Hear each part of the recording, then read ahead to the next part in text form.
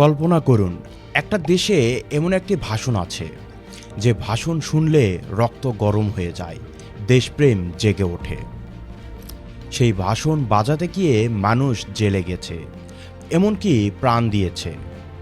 আর সেই ভাষণ হলো বঙ্গবন্ধুর ৭ মার্চের ভাষণ। মনে রাখবা, রক্ত যখন দিয়েছি, রক্ত আরো দেব। এদেশের মানুষকে মুক্ত করে ছাড়বো ইনশাআল্লাহ। আজকে আমি আপনাকে বলবো কারা এই ভাষণ প্রচার করতে বাধা দিয়েছিল, কেন বাধা দিয়েছিল, কিভাবে ২১ বছর ধরে একটি জাতিকে তার নিজের ইতিহাস থেকে দূরে রাখা হয়েছিল। আর সবচেয়ে ভয়ঙ্কর প্রশ্ন, সেই একই ঘটনা কি এখন আবার ঘটছে? প্রথমে একটু বুঝি এই ভাষণটা আসলে কতটা শক্তিশালী। ১৯৭১ সালের ৭ মার্চ, তৎকালীন রেসকোর্স ময়দান, আজকের সোহরাওয়ার্দী উদ্যান।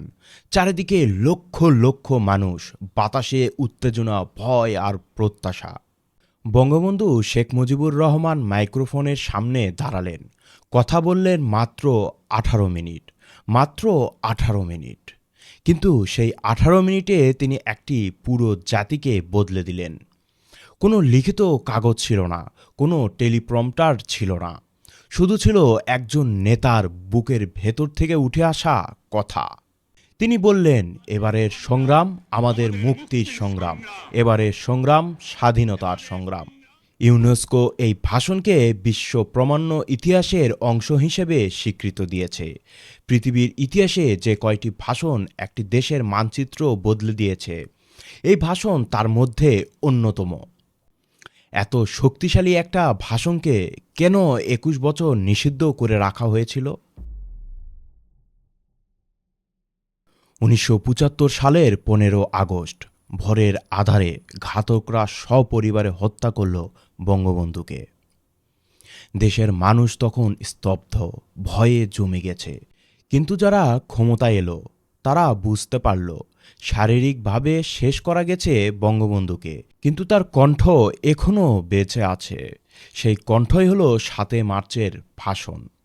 তারা জানতো এই ভাষণ যদি মানুষ শোনে, মানুষ জাগবে, মানুষ প্রশ্ন করবে, মানুষ একজোট হবে।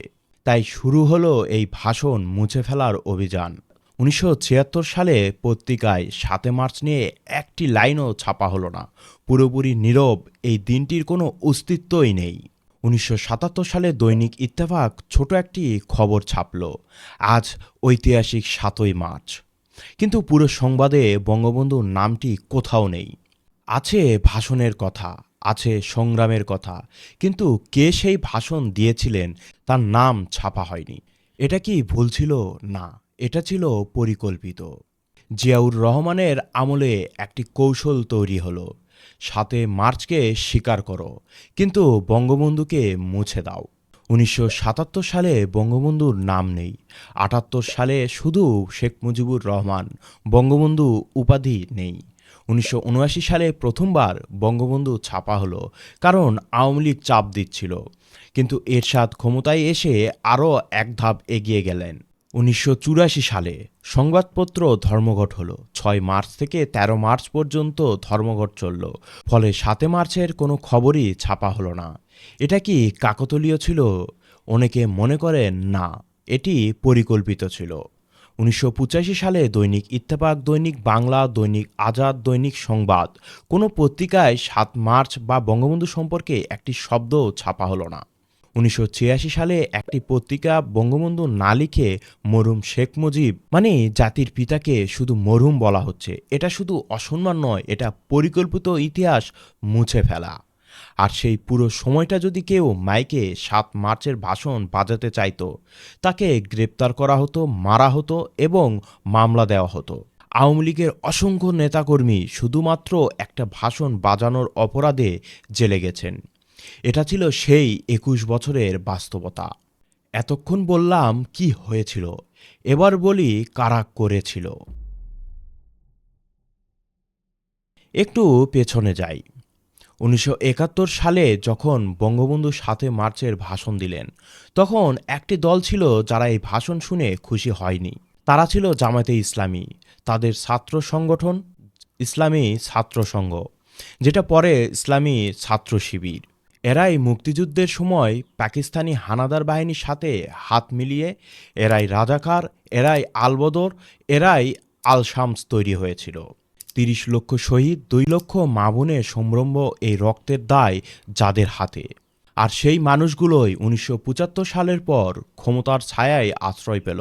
বঙ্গবন্ধু হত্যার পর যে সরকার এলো, সেই সরকার জামাতের নিষেধাজ্ঞা তুলে নিল, রাজাকারদের পুনর্বাসন করল, এমনকি মন্ত্রিসভায় জায়গা দিল।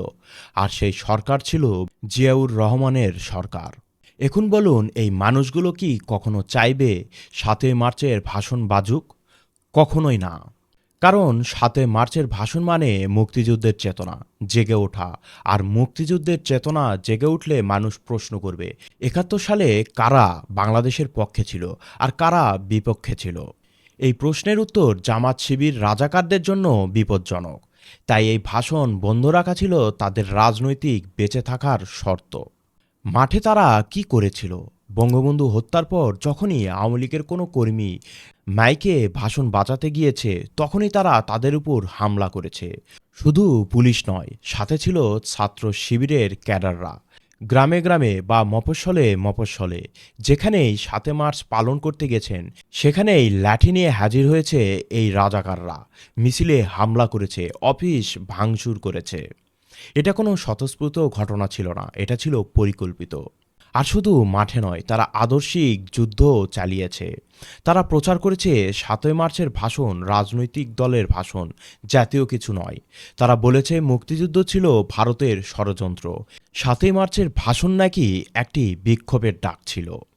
তারা বলছে বঙ্গবন্ধু ছিলেন ভারতের দালাল, যে মানুষটা পাকিস্তানের কারাগারে বসে ফাঁসির রায় শুনেছেন, কিন্তু বাংলাদেশের স্বাধীনতার দাবি থেকে এক চুলও সরেননি। তাকে ভারতের দালাল বলা হচ্ছে। এটাই ছিল জামাত শিবিরের রাজনীতি। ইতিহাস বিকৃতি করো, মানুষকে বিভ্রান্ত করো, আর ৭ই মার্চের ভাষণ যেভাবেই হোক বন্ধ রাখো। এখন আসল প্রশ্নটা করি, কেন এই ভাষণকে এত ভয়? কারণটা আসলে খুব সহজ। ৭ই মার্চের ভাষণ শুনলে মানুষ মনে করে বাংলাদেশ কিভাবে স্বাধীন হয়েছে, কে নেতৃত্ব দিয়েছিল, কোন আদর্শের ভিত্তিতে এই দেশ তৈরি হয়েছিল। আর যারা ক্ষমতায় এসেছিল তারা চাইছিল একটাই জিনিস, মানুষ যেন ভুলে যায় যে মুক্তিযুদ্ধের নেতৃত্ব দিয়েছিল বঙ্গবন্ধু। তাদের লক্ষ্য ছিল বঙ্গবন্ধুর নামে স্বাধীনতার ঘোষণা পড়া একজন মানুষকে স্বাধীনতার ঘোষক হিসেবে প্রতিষ্ঠিত করা। বুঝতে পারছেন, ইতিহাস বদলাতে হলে আগে মূল সাক্ষীটাকে সরাতে হয়।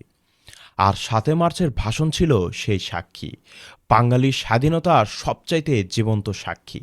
কিন্তু সত্যকে বেশি দিন চাপা রাখা যায় না। ১৯৮৭ সাল থেকে আবার পত্রিকায় ফিরে আসতে শুরু করলো বঙ্গবন্ধুর নাম। ১৯৮৮ সালে প্রথমবারের মতন পত্রিকায় ছবিসহ ছাপা হলো বঙ্গবন্ধুর সেই ৭ই মার্চের প্রতিবেদন। ১৯৯৬ সালে আওয়ামী লীগ ক্ষমতায় আসার পর সেই নিষেধাজ্ঞার পর্দা উঠল একদম পুরোপুরি। ২১ বছর পর ভাষণ আবার মুক্ত হলো। কিন্তু এবার আসি সেই প্রশ্নে, যেটা আপনি হয়তো মনে মনে চিন্তা করছিলেন, এখনকার সময়ের সাথে মিলটা কোথায়? ২০২৪ সালের পট পরিবর্তনের পর থেকে লক্ষ্য করুন, অনেক জায়গায় ৭ই মার্চ উপলক্ষে ভাষণ বাজানো যাচ্ছে না। সরকারি অনুষ্ঠানে ৭ই মার্চের মর্যাদা কমিয়ে দেওয়া হচ্ছে। রাষ্ট্রীয়ভাবে দিনটি গুরুত্ব আর আগের মতো নেই। এই দিনটিকে রাষ্ট্রীয় দিবস হিসেবে ক্যান্সেল করা হয়েছে, কিন্তু সরকারি দিবস হিসাবে এই দিনটি চা দিবস হিসেবে পালিত হচ্ছে। একবার চিন্তা করুন, ৭ই মার্চের চাইতে চা দিবস বেশি গুরুত্বপূর্ণ এই সরকারের কাছে। এখন সেই রাজাকারগুলোর সাথে মিল দেখুন বর্তমানে। প্রথম মিল, তখনকার ক্ষমতার পালাবদলের পর ইতিহাস মুছে দেওয়ার চেষ্টা শুরু হয়েছিল। এখনও একই চেষ্টা দেখা যাচ্ছে। দ্বিতীয় মিল, তখনও পত্রিকায় বঙ্গবন্ধুর নাম এড়িয়ে যাওয়া হচ্ছিল। এখনও মূলধারার কিছু সংবাদ মাধ্যমে ৭ই মার্চকে গুরুত্ব না দেওয়ার প্রবণতা দেখা যাচ্ছে। তৃতীয় মিল, তখনও যারা ভাষণ বাজাতে চেয়েছিলেন তাদেরকে ভয়ভীতি এবং মারধর করা হয়েছিল। এখনও ৭ মার্চ পালন করতে গিয়ে বাধার মুখে পড়ার ঘটনা ঘটছে এবং মারধরের শিকার হচ্ছে। কিন্তু একটা পার্থক্য এখনও আছে, তখন মানুষের হাতে ইন্টারনেট ছিল না, সোশ্যাল মিডিয়া ছিল না, মানুষ চাইলেই ভাষণটি শুনতে পারত না। এখন কি তাই? না। এখন যে কেউ যে কোনো জায়গা থেকে যে কোনো সময় ৭ মার্চের ভাষণ শুনতে পারে। ইউটিউবে আছে, ফেসবুকে আছে, ইতিহাস মুছে দেওয়া এখন আর অতটা সহজ নয়। তাহলে একটাই কথা, যে ভাষণ একটা জাতিকে জন্ম দিয়েছে, সেই ভাষণকে কোনো শাসক, কোনো ক্ষমতা, কোনো নিষেধাজ্ঞা চিরতরে মুছে দিতে পারবে না। ৭৫ পরবর্তী ক্ষমতাসীনরা ২১ বছর চেষ্টা করেছিল, পারেনি। কারণ ইতিহাস কোনো সরকারের সম্পত্তি নয়, ইতিহাস জনগণের সম্পত্তি। বঙ্গবন্ধু বলেছিলেন, রক্ত যখন দিয়েছি, রক্ত আরও দেব, এই দেশের মানুষকে মুক্ত করে ছাড়ব ইনশাল্লাহ। সেই মানুষটাকে থামানো যায়নি, তার ভাষণকেও থামানো যায়নি, যাবেও না। আপনি একটা জিনিস লক্ষ্য করেছেন কি? বিএনপি সরকার গঠন করেছে ১২ মার্চে প্রথম জাতীয় সংসদ অধিবেশনে। ইতিহাস টানতে গিয়ে শেখ মুজিবুর রহমানের নাম নিতে হয়েছে তারেক জিয়ার। তাই তো বলি, শেখ মুজিবুর রহমানকে যতই চেষ্টা করা হোক, মুছে ফেলা অসম্ভব। কারণ এই বাংলাদেশ তৈরি হয়েছে শেখ মুজিবুর রহমানের একটি স্লোগানে, একটি সংগ্রামের মাধ্যমে।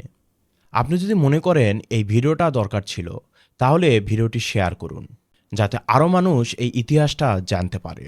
কারণ যে জাতি তার ইতিহাস জানে না, সে জাতি বারবার একই ভুলের শিকার হয়।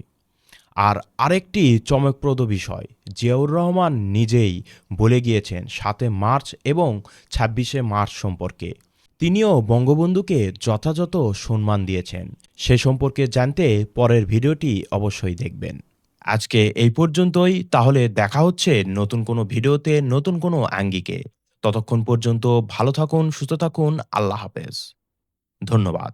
জয় বাংলা।